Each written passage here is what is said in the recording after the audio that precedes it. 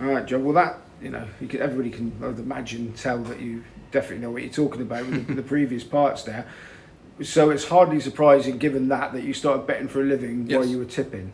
So were you betting for a living on both? Yes. Horses and golf? Yeah, for the first year, effectively, it was horse racing until I fell into the role. And that's sort of when I realised how well my golf selections were going, when it was all being tracked and by other companies. And like I said, I was adamant I didn't want to have an office job, and it's fine. There's nothing wrong with that at all. But I wanted to give myself the opportunity to earn more out of a skill that I thought I had.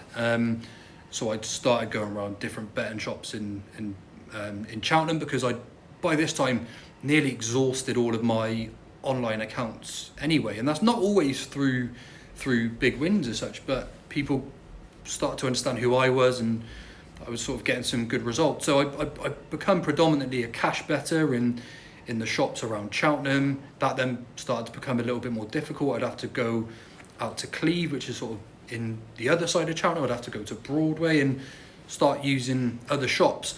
I didn't really like the idea of using family accounts and things like that. It doesn't necessarily sit right with me.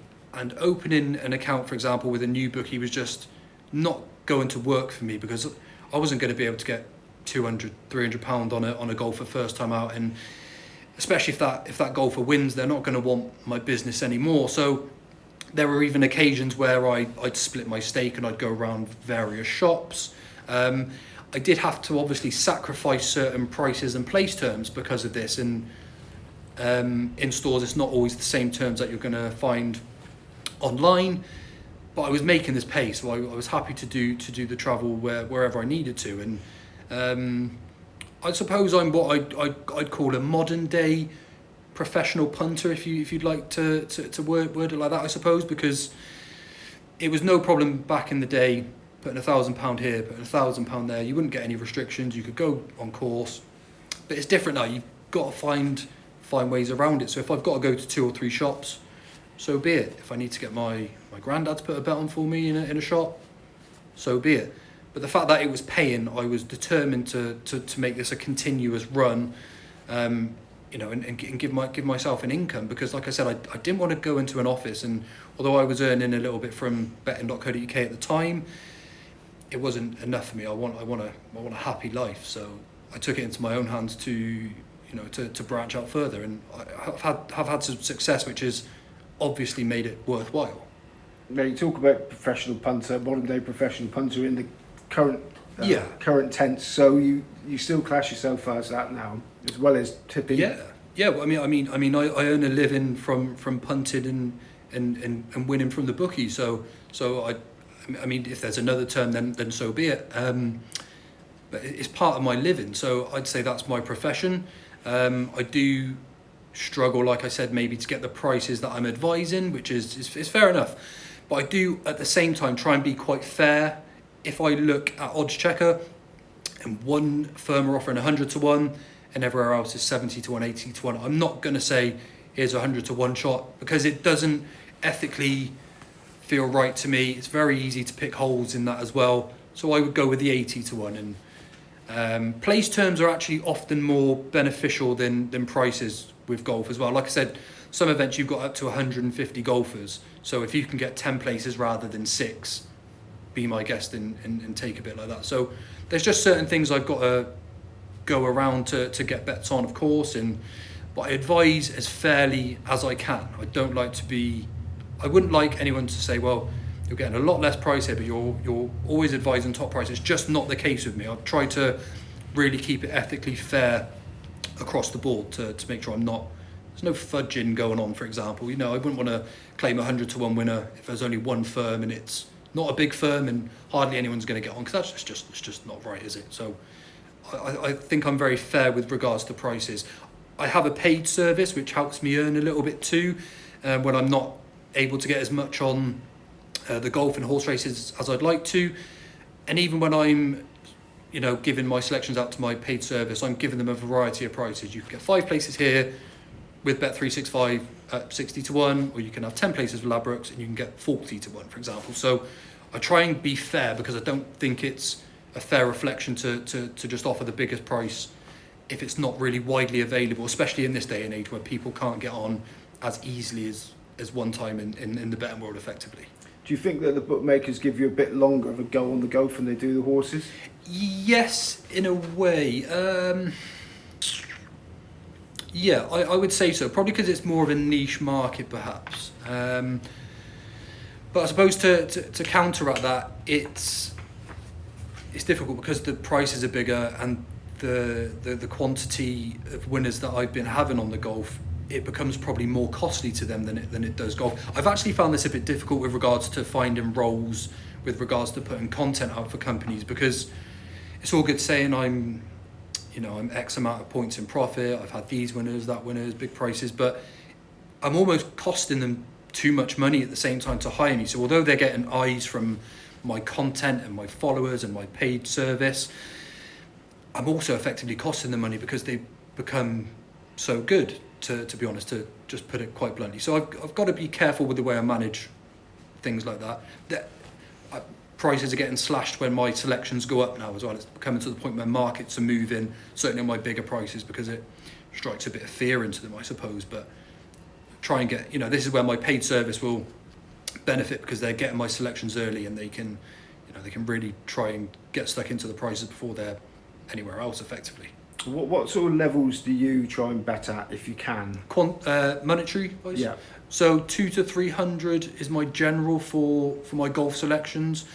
I used to be a bigger punter on horse racing than I am golf, but again, this is self-education and over the years realising where the majority of my profit is coming from.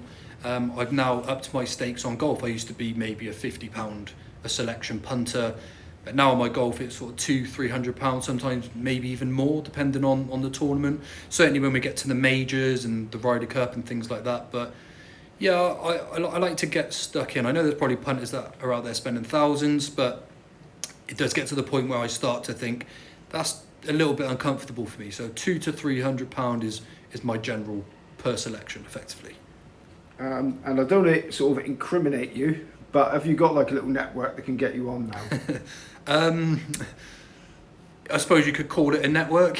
Yeah, I've got friends and family that will contribute, I suppose, to helping me get certain bets on. If we have to cut my stake down 3 or 4 times and spread it across different bookies to get the same quantity, that's quite a regular occurrence at the moment, yes. Yeah. Okay, so moving away from the golf, you've sort of cultivated yourself quite a good network of connections over in Ireland. Yes. Now you told me before we did the interview that you were over there for what, 7 months? Yeah, 7-8 months. Yeah. So why did you end up over there? So I'm born and bred in Cheltenham, and even though it's the home of racing, we've only got a small amount of trainers around the Cotswold area. We've got Ben Paulin, very, very good trainer. We have Fergal O'Brien, of course, too.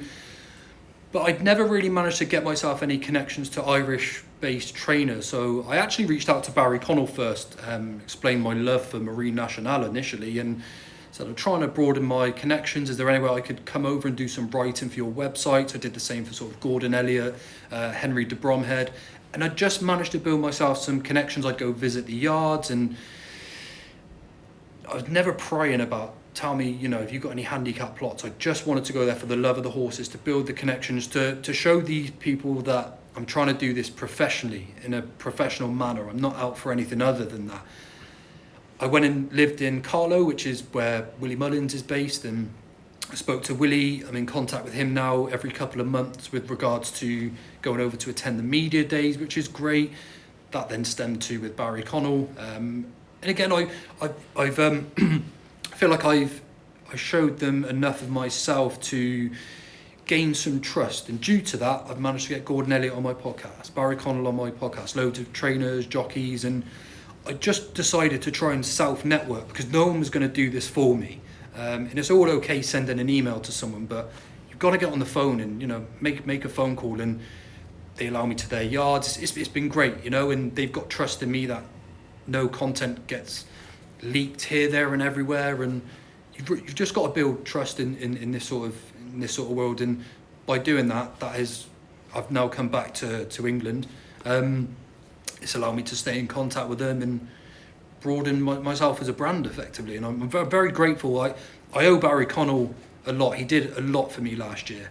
I'm very, very grateful, and that's, again, from Barry Connell I managed to get connections with Gordon Elliott, Willie Mullins, and loads of owners too. I'm good friends with the KTDA guys, and you know, you've almost got to prove yourself by being genuine, and that's all I've tried to do. I'm not a takeout merchant.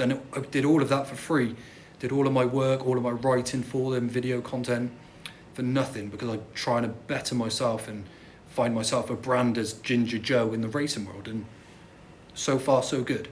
Yeah, because you can imagine that, you know, going up to a trainer and saying, "Hi, I'm Ginger Joe and I make my living tipping horses." Yes. They're initially probably not going to welcome you with open arms, are they? So you must have made a good impression. Yeah, this is it. Look, I describe myself as a tipster and a pundit. So look, I provide a lot of content on my YouTube channel, the Ginger Joe Racing Show, but I do written content, video content, and before I interview these trainers, I let them know what I'm gonna ask them about, and I wouldn't want to ask anything that they didn't want to answer, for example, just to make sure they're comfortable.